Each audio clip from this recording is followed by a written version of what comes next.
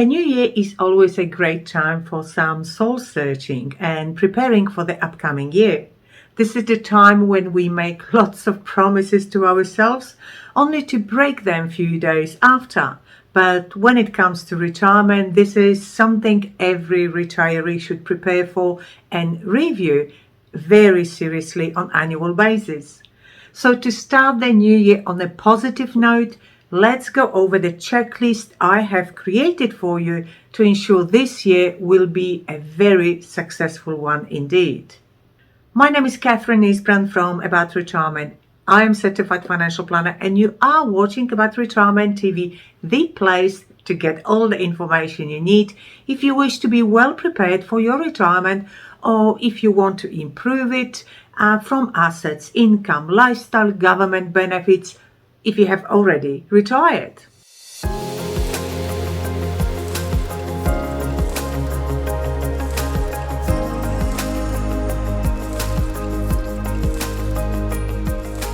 Brian Tracy said that checklist is one of the most high-powered productivity tools ever discovered.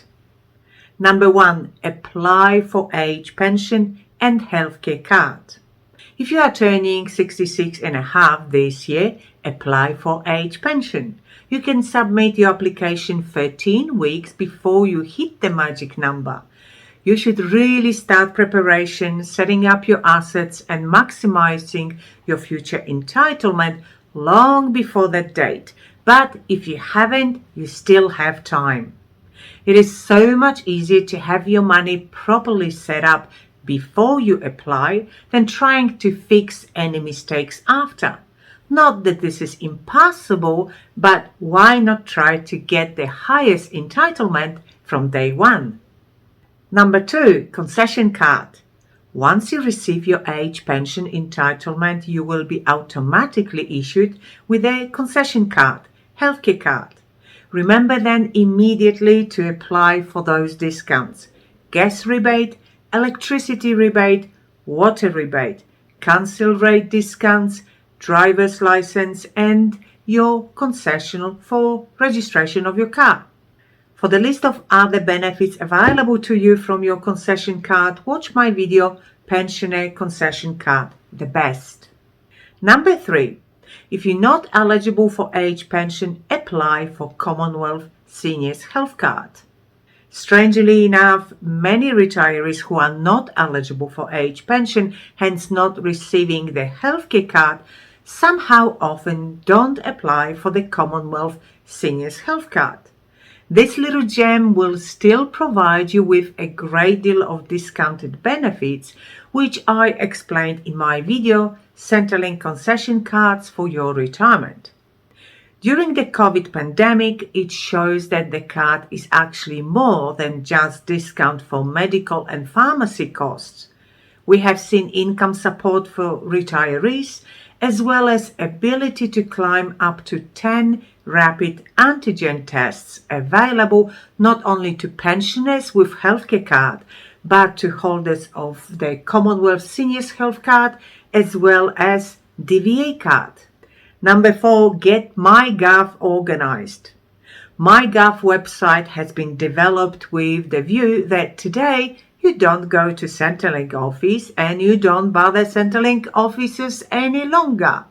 All information exchange is happening via online system of MyGov. Sometimes it works, well, sometimes it doesn't, but that's the new system that we have. So what can you do on MyGov? Well, you can update your income and your assets for Centrelink. You can check your Medicare claims. You can collect all your health data through My Health Records, or you can even jump to My Tax to complete your tax return, which I would only recommend if your tax affairs are really very simple. Otherwise, please consult an accountant to do it properly. Number 5, check all your entitlements, not just federal, but also provided by your state government. I have already created another video, concession cards benefits per state, so please watch if this is the information you need. But please remember that for some of those benefits, you need to reapply every year to actually receive that benefit in the upcoming year. Number 6, revalue your assets. Very rarely I see pensioners updating values of, for example, their cars or their boats. If you bought a car 2 or 3 years ago for example, $20,000, it is very likely that its value today might be closer to $10,000. If this is the case, that reduction in car value will increase your age pension by $780 per annum. So update value of your belongings through MyGov or request your financial planner to do this on your behalf if he or she acts as your nominee. This is what I do every year during our annual reviews with every client. Also, Centrelink updates your market-linked investments, such as, for example, shares or managed funds on 20th March and 20th September of every year. So you don't have to worry about updating Centrelink every time your investment portfolio goes up in value, as it happens automatically. However, my recommendation is that if your portfolio drops in value, well, immediately notify Centrelink and do not wait for the automated review. Your age pension will be recalculated again based on the information provided. At the end of the day, this is your income and money in your pocket. Number 7, review your plans for the upcoming year. Beginning of the year is a great time to sit down with your calendar and decide what your plans are for the upcoming year. Are you planning on any major expenses such as home upgrades, buying a new car, overseas holiday, or selling family home to downsize? If this is the case, you need to be well prepared. Adjust your investment planning accordingly, as well as most likely review your income needs for that year. Check the impact those plans will have on your total investment value and decide how many years less you will be provided with income due to that spending. If this is impacting longevity of your savings and your income, rethink your spendings. But if you can afford it, well, go for it. Also check if this planned activity cuts your future income dramatically. If this is the case, question necessity and importance of this plan. As I always say, once money is gone, it is gone forever, including loss of any future growth and income those savings could make in the future. So make sure you know in advance the impact of such big spending.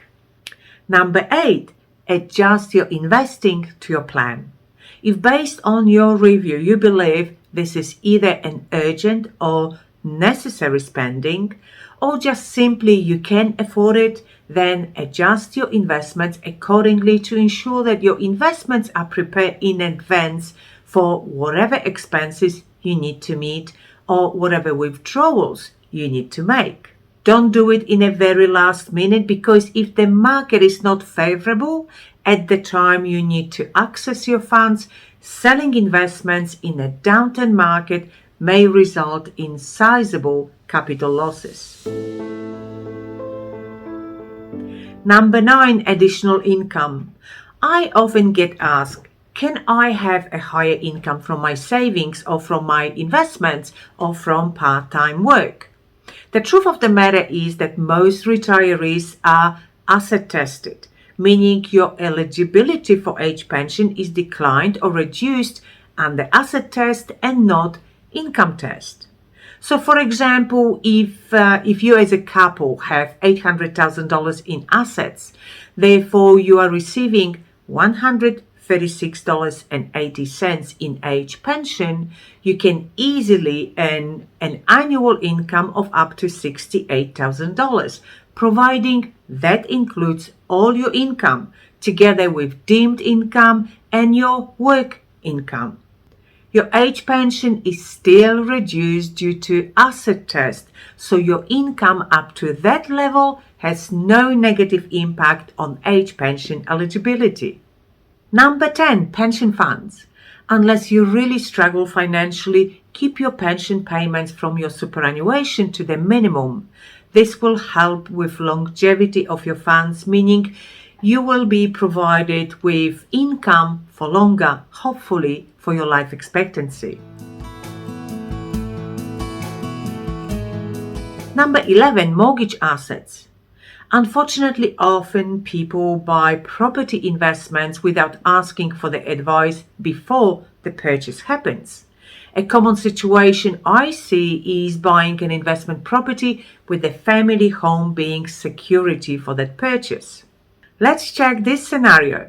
George and Mia bought an investment property for $400,000 with their own home being security for the loan of the full purchase price of $400,000. They also have $200,000 each in super funds. After 5 years, they want to apply for age pension. At that time, their investment property is valued at $500,000 and their supers have gone up to $250,000 each. The loan amounts to $350,000. Centrelink will calculate the total of their super funds as $500,000 plus another $500,000 of value of the property, which means their total assets now amount to $1 million, which is above the asset test limit. Therefore, to their horror, they find out that they're not eligible for age pension. If the loan is against the investment property, then Centrelink calculates the net value of the property after deducting the loan amount outstanding, which in our example is $150,000. If we then add $150,000 and $500,000 values of superannuation funds, in this scenario, they are actually eligible for age pension of a combined income of $18,814. So before you jump into buying any investment property, you really need to get advice not only how to structure your loans, your savings, your assets for tax benefits, but also for your retirement in the future. This is all about long-term planning. That's where the real benefit is. Number 12, shortage of income. If you are struggling with your daily expenses and you own your family home, you have few choices. For example, downsizing. But please get advice to ensure that your age pension does not reduce. Number 2, utilizing a reverse mortgage. This could work as a solution for some, but not for others. So please get advice. Number 3, keeping your mortgage open. This is a strategy some people use just to keep the home loan facility open in case you are short of funds. There is some logic behind this, as this is an easy way to quickly get some extra funds and withdraw from your home equity. It is pretty unlikely that the same bank would provide you with the same loan once you retired. So by not closing down the loan facility, you don't have to make any loan applications, but rather just withdraw whatever is available. But easy is not always the best option, so please get advice before you start withdrawing any of your money. And number 4, Home Equity Access Scheme. This will provide you with an ongoing top-up of your income. Interest rates are pretty low, similar to the open market lending of 3.95%, and you are not required to make any repayments. The scheme is also available to self-funded retirees, although, I cannot think of the reason why a self-funded retiree would apply for this scheme. Other strategies might assist to have access to funds, but hopefully also maybe access to age pension, which I think is worth exploring. The smartest thing to do here is to get advice in terms of comparison between all those 4 options, so you can decide based on facts and the actual financial outcomes of each of those scenarios before committing to any of those costly transactions. Number 13, family trust. Family trust can create a real nightmare when applying to Centrelink for age pension. These days, ATO and Centrelink share their data, so it is more likely than not Centrelink will know about your involvement in family trust. You may not be receiving any income from the trust, but if your role is, for example, a pointer or a trustee, you might be very surprised to learn that those trust assets might be included in your asset test for age pension benefit, and your age pension could be reduced or cancelled altogether under asset test. Parents often set up such trusts for their troubled or disabled child. The idea is great, but might be detrimental to your retirement plans. This is a very complex area, and the best result is always to receive an advice before you start setting up those complex structures. A good advice may pay you big dividends. I hope you found my checklist of help. I realize that some points may not necessarily apply to you, but others could be a very good reminder what to do or what not to do. If you enjoyed this video, please like it, share it with your family, with your friends, and subscribe to this channel to keep receiving updates of all my future videos. If you would like to get more information, check out my website aboutretirement.com.au that is fully dedicated to the topic of retirement and how to utilize every single benefit available to you before or during your retirement. When you are visiting my website, please don't forget to sign up to my newsletter to be always up to date with all the financial changes that can impact your retirement plan. And now I invite you to watch those mentioned videos about concession cards and benefits you can get from them.